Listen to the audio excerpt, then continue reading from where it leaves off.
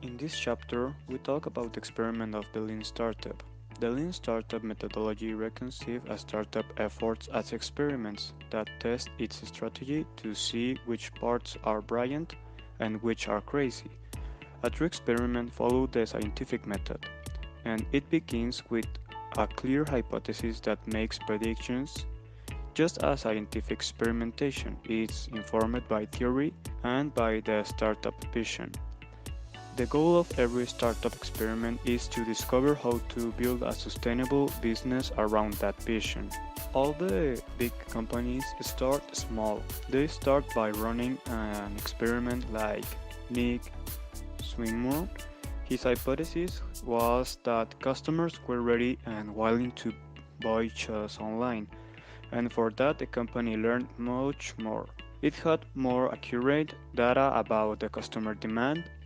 It put itself in a position to interact with the real customer and clear about their needs, and it allowed itself to be surprised when customers behave in unexpected ways, revealing information might not have known that asked about. And the Lean Startup model offers a way to test hypotheses rigorously, immediately, and thoroughly, and the strategic planning takes months to complete, and these experiments could begin immediately. The first step will be to break down the grand vision into its component parts.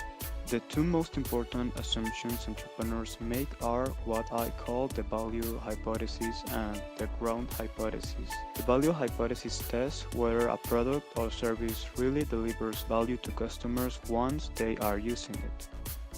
Experiments provide a more accurate gauge. We can find opportunities for a small number of employees to volunteer and look at the retention rate of those employees. When an employee voluntarily invests their time and attention in the program means that they find it valuable. For the hypothesis that tests how new customers will discover a product or service, we can make a similar analysis. A likely way this program could expand is through viral growth, and the most important thing to measure is the behavior. A simple example can involve taking a small amount of long-term employees and provide to them an exceptional volunteer opportunity for them, because Caroline's hypothesis was that employees would be motivated by their desire to live up to HP's historical commitment to community service. The experiment would target employees who felt the greatest sense of disconnect between their daily routine and the company expressed values. The next technique is the minimum viable product, where Caroline could make sure the first few participants had an experience that was good as she could make it aligned with her vision. In a focus group, her goal would be to measure what each customer actually did. Additional experiments and expand on this early feedback and learning. For example, if the growth model requires that a certain percentage of participants share their experiences with colleagues and encourage their participation. If the number from such early experiments don't look promising, means that is a problem with the strategy, and that means you need a qualitative feedback about how to improve the program. When experiments produce a negative result, those failures prove instructive and can influence the strategy. In the Lean Startup model, an experiment is more than a theoretical inquiry, and it's also a first product. If this experiment or other one are successful, allows the manager to get started with their campaign enlisting early adopters, adding employees to each further experiment or iteration, and eventually starting to build a product. By the time that product is ready to be distributed widely, it will have already established customers, it will have solved real problems and offer detailed specifications for what needs to be built. An example can be the company Kodak. Mark Cook, the gallery's vice president of products, is working to change Kodak Gallery's culture of development to embrace experimentations. Mark explained, traditionally the product manager says, "I just want this." In response, the engineer says, "I'm going to build it," and he tries to push his team, but first they need to answer 4 questions. 1. Do customers recognize that they have the problem you are trying to solve? 2. If there was a solution, would they buy it? 3. Would they buy it from us? 4. Can we build a solution for that problem? In A Break with the Past, Cook led the group through a process of identifying risks and assumptions before building anything and then testing those assumptions experimentally.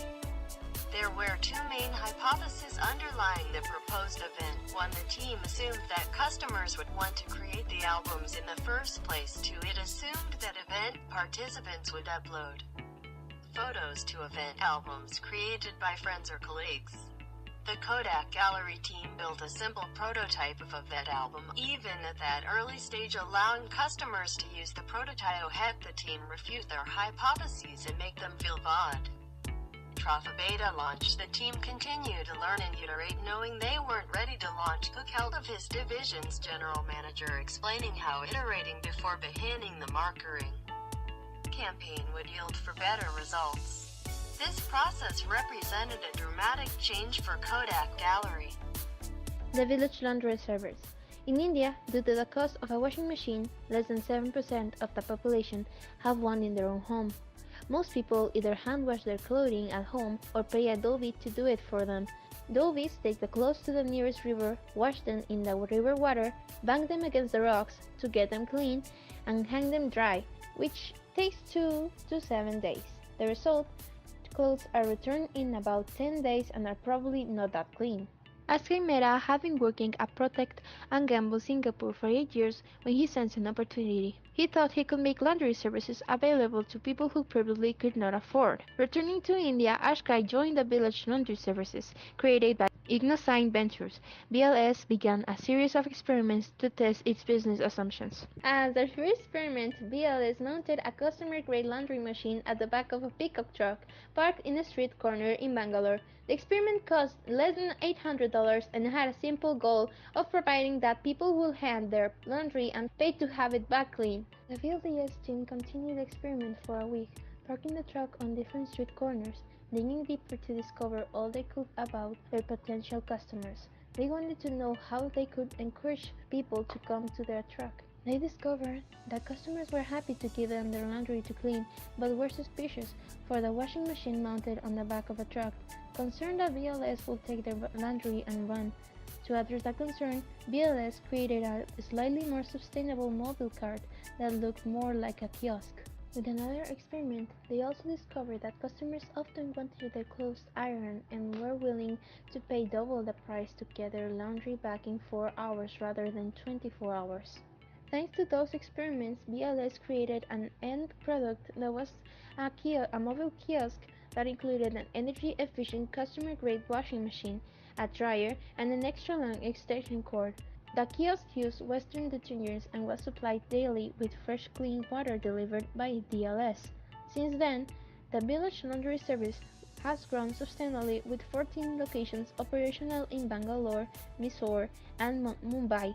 On July 21, 2010, President Obama signed the Dodd-Frank Wall Street Reform and Customer Protection Act into law.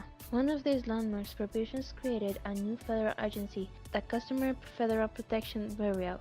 This agency is tasked with protecting American citizens from predatory lending by financial services companies. To accomplish this, by setting up a call center where trained case workers fulfill calls directly from the public. President Obama tasked his Chief Technology Officer, Anuj Chopra, with collecting ideas for how to set up the new startup agency, and that's how the author of this book came involved.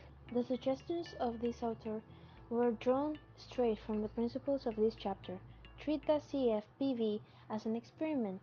Identify the elements of the plan that are assumptions rather than facts, and figure out ways to test them. Using these insights, we could build a minimum viable product and have an agency up and running on a macro scale long before the official plan was set in motion. The number one assumption underlying the current plan is that once Americans know they can call the CFPB for help with financial fraud and abuse, there will be a significant volume of citizens who will do that. This sounds reasonable, as it is based on a market research about the amount of fraud that affects Americans each year. However, despite all that research, it is still an assumption. If the actual call volume differs markedly for that in the plan, it will require significant revision. To start experimenting immediately, the agency could start with the creation of a simple hotline number using one of the new breed of low-cost and fast setup platforms such as Twilio. In the first version, the prompts could be drawn straight from the existing research instead of a caseworker on the line. Each prompt could infer the caller useful information about how to solve her or his problem. The CFPB is just getting started, but already are showing signs of following an experimental approach. For example, instead of doing a geographically limited rollout, they are segmenting their first products by use case. As their first experiment unfolds, they will have the opportunity of closely monitor all of the other complaints and of consumer feedbacks they receive. This data will influence the depth, breadth, and sequence of future offerings. Remember, planning is a tool that only works on the presence of a long and stable operating history, and yet, do any of us feel that the world around us is getting more and more stable every day? Changing is a mindset. It's hard but critical to startup success.